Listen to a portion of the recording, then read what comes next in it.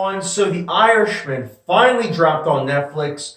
Martin Scorsese's latest movie, the same guy that gave us Goodfellas, Casino, Hugo, Shutter Island, a slew of other movies. I've actually ranked all of his movies. I'll put a link down in the description down below. But I've seen all of his movies. So I was very much so excited for The Irishman.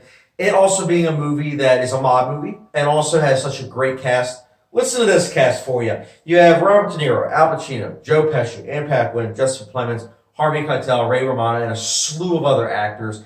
And for those of you who don't know, it is a mob movie, but it's also about a mob hitman who recalls his possible involvement with the slaying of Jimmy Hoffa. This is a movie that takes place over the span of decades. And it reminded me a lot of, just right off the bat, I'm going to say it reminded me a lot of Once Upon a Time in America. Most of you probably haven't seen it, unfortunately, but that's a Sergio Leone movie in 1984 that is a meditative mob movie about essentially things that are going on in that guy's present time that affects his past and also currently present.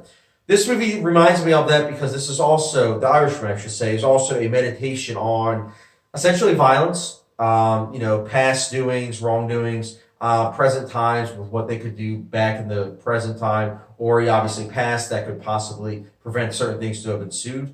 And I like that. And I'm not going to lie, this movie is great.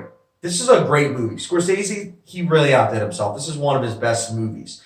Not only are the messages and themes very interesting to me, but I think the way that they're ensued in this movie is really engrossing. And that's also backed up by Scorsese's directing. I think Scorsese's directing is awesome.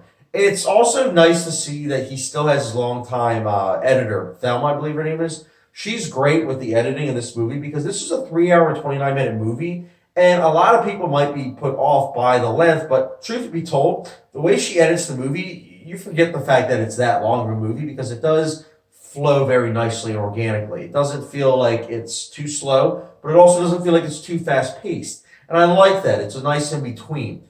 Also, I want to say this. I think that the acting, I mentioned the A-list cast, everyone's incredible. But I want to give a huge shout-out to Robert De Niro. I think with what he did in this movie, it's simply awesome. Scorsese's dealing with themes that he's going back in time pretty much and dealing with themes that he chewed on in the past and he's now meditating on them now.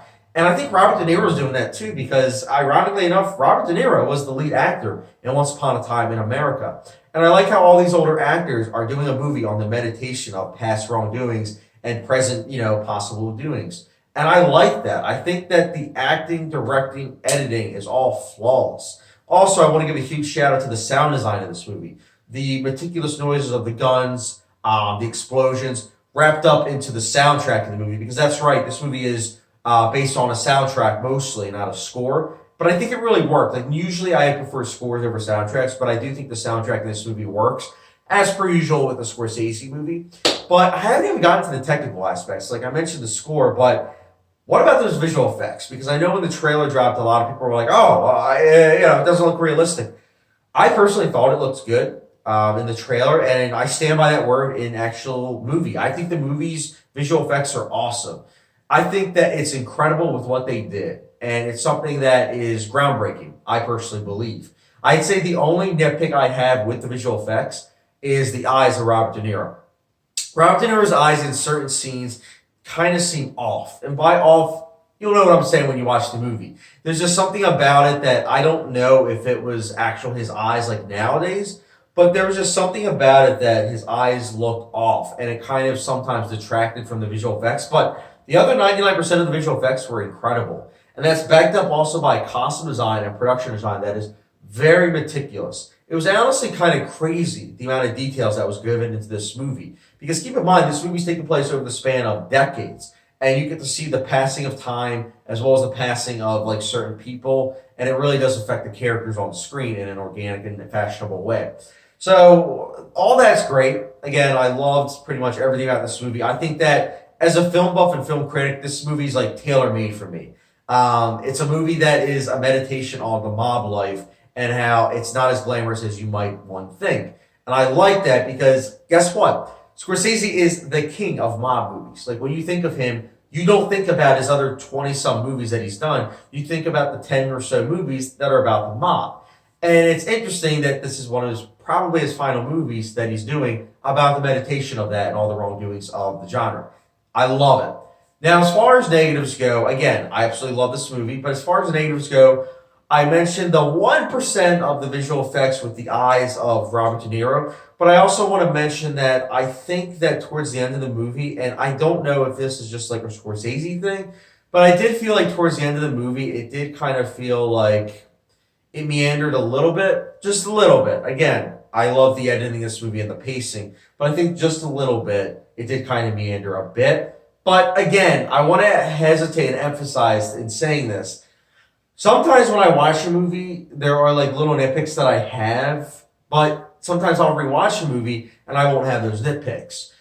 That's just how I am personally. Like, it's just one of those situations where for right now, those are minor nitpicks I have, but I am planning to rewatch this movie. I think it's a movie that a lot of people might be balking at the fact that this movie has a long runtime, but I say watch it. It is worth every minute of your time. And that's why I personally, I want to rewatch it right now. I want to rewatch it and see, how much I picked up on even more the second time. And I think The Irishman, so far, in my opinion, The Irishman is one of the best movies of the year. And that's why The Irishman, for me personally, as of right now, I will be giving a 4.5 out of 5 star rating, which, if it was like a hot sauce rating, it's the good old Tabasco rating. So, if you know my hot sauce rating scale, you'll know that Tabasco rating is pretty darn good. And a 4.5 out of 5 star rating, it's really good coming from me.